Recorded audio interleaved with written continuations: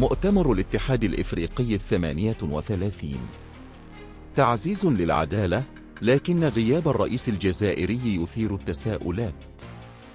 عقدت الدورة 38 لمؤتمر الاتحاد الإفريقي في أديس أبابا، حيث ركز القادة الأفارقة على تعزيز العدالة والتعويضات للأفارقة، باعتبارها خطوة أساسية نحو تصحيح الأخطاء التاريخية وتحقيق التنمية المستدامة. لكن خلال القمة، أثار غياب الرئيس الجزائري عن الصورة الجماعية تساؤلات كثيرة.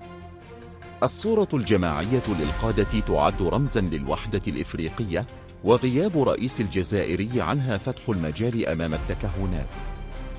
البعض يرى أن الأمر مجرد قرار بروتوكولي، بينما يعتقد آخرون أنه مرتبط بتوترات دبلوماسية داخل الاتحاد الإفريقي.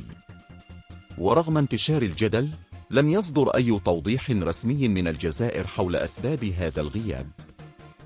في ظل توجه إفريقيا نحو تعزيز العدالة التاريخية، يظل السؤال مطروحاً: هل يعكس غياب رئيس الجزائري موقفاً سياسياً، أم أنه مجرد تفصيل بروتوكولي؟